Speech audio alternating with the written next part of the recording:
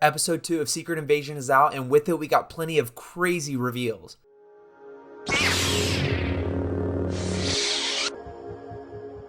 Before we get to the start of this video, I want to let you guys know that at 500 subs, I'm giving away this comic of Spider-Man 2's prequel comic. So if you're new to the channel, hit that subscribe button, and when we get to 500, we're giving this away for free. But with that out of the way, I'm going to go ahead and recap the episode real quick, and then I'm going to give my thoughts. Because, man, a lot of things happen here. We actually get a recap of Captain Marvel's Skrull plot at the beginning of this episode. It shows the events of after that movie in the late 90s where the Skrulls are looking for a place to live. Nick Fury gives them so much hope, and he's a completely different character here than he is in the show. We actually see younger versions of Gaia, Talos, Nick Fury, and Gravik. We find out that both of Gravik's parents died, and Nick Fury took him under his wing and told him that, basically everything is going to be okay. But clearly it wasn't. We then cut back to present day where the events that happened last episode just took place a couple hours ago. We see Talos and Nick Fury trying to hide and escape Moscow. They're on a train car, and at this moment we get a really touching moment that has a lot of symbolism towards the events that are hopefully going to happen in this show. Fury talks to Talos about this game he used to play with his mom. And this game is Tell Me Something I Don't Know. But the funny thing is, Talos keeps telling things to Nick Fury that he already knows,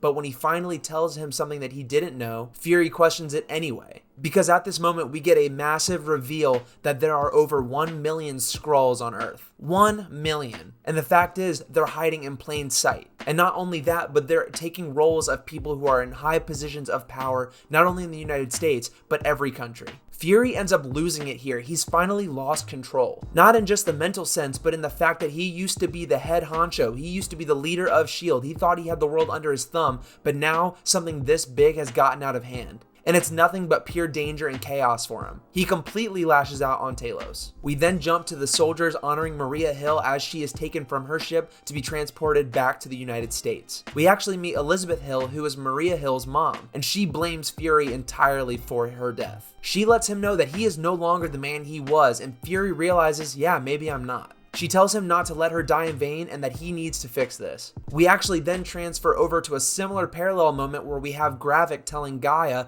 that he is old. Nick Fury has lost his way. As I've said in the first episode, this is not the same person that we've known to love over the years. This is an older man who's lost his touch and has let plenty of people down. The latest being Moscow and Maria Hill. Gaia and Gravik are heading to the secret meeting where we find out that plenty of people in high power are actually Skrulls. We see TV personalities, the Prime Minister, all of them have been Skrulls for who knows how long. And also a cameo from Shooter McGavin, he's actually a Skrull, he's a TV anchor I think. The council has been living under these conditions, pretending to be human for so long, and they want to keep the peace.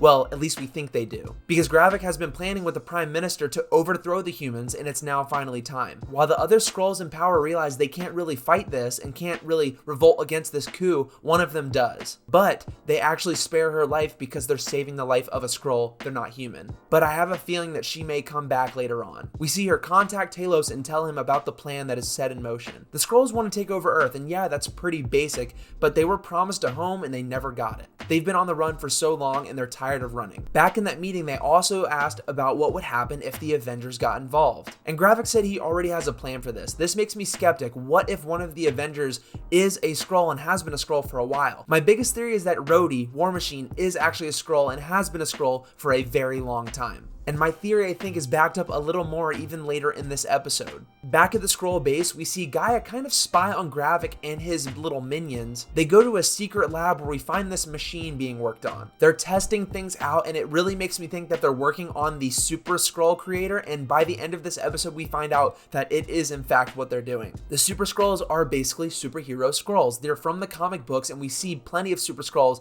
adopt the powers of the Fantastic Four. There are plenty of instances where the Skrulls take the power of the respective hero that they're trying to clone and become, well, powerful. We then go back to the United States where Rhodes is giving a press conference and sort of appearing in front of a committee. He's trying to defend and sort of put doubt on the fact that Nick Fury and the Americans were involved in this attack in Moscow. But if we look on the panel, we see the Prime Minister and we know that she's a Skrull. Not only that, but when I was watching this, my wife pointed out that she was wearing green clothing, and if you look in the crowd, there are other people, just a select few, who are also wearing green articles of clothing. I thought this was a fantastic thing to point out, because what if these characters wearing the green clothing are subtle hints towards the fact that they may be Skrulls. I love this game of guessing. I love the whole fact that we don't know who to trust. And that's sort of the whole theme of this show so far. We're only 2 episodes in, but the theme of trust and relying on other people is so present. Later on, we see Colonel Rhodes meet up with Nick Fury for some bad news. Rhodes tells Fury that he is the only friend he has left, and Fury questions him, arousing suspicion immediately. He asks him about his security detail. Have you checked on your guys? Do you know who they are? And then Fury tells him, look, we're being invaded by these alien species, and Rhodes isn't surprised. Why? Well, because he already knew about them. He actually knew about them 15 years ago. He also points out that this is very reminiscent of what happened with Hydra in Captain America Winter Soldier. But this time is way more serious because, well, they've already killed over 2,000 people in this recent incident, and they're planning to take over the world, which Hydra was too, but these are alien species who are super strong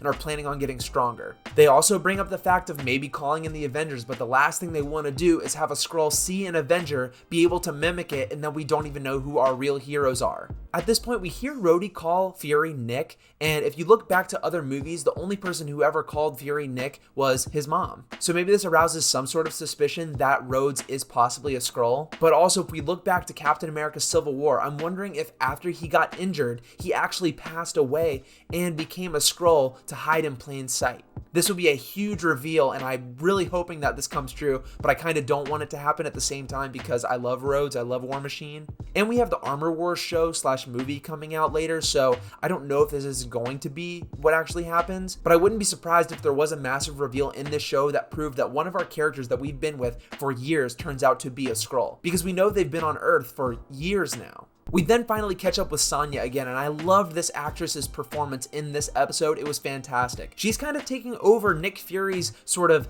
badass style while being an authority figure. She interrogates the Skrull who was at the scene at Moscow, and she finds out that that person is in fact a Skrull. She cuts off his finger and it turns green. She's completely savage, and she has some great moments in this episode. I love her character so far. After that, we go back to Gravik and Gaia is on this computer, and we see flashes of many different Marvel characters. We have Frost Beast, Groot, Extremis, and even Cole Obsidian pops up. And then you look at this computer for a second and realize this could be the Zola algorithm. I don't know what this means, and I'm going to be looking at it again to sort of dissect what this actually is and why they're looking at this, but I'm wondering if they're looking for certain candidates to possibly help with the Super Skrull system. Sonya eventually gets information out of this Skrull hostage, and he tells her about the Super Skrull system. They're planning on making a machine to make them stronger, and, maybe even have superpowers. Gravik then tries to find the hostage, and we get a beautiful action scene. It was really reminiscent of those down-to-earth street fights, kind of John Wick-like. We have a guy hanging on a meat hook, we've got some good gun action, and this whole time Sonya is just sort of being playful with this hostage, and she manages to escape.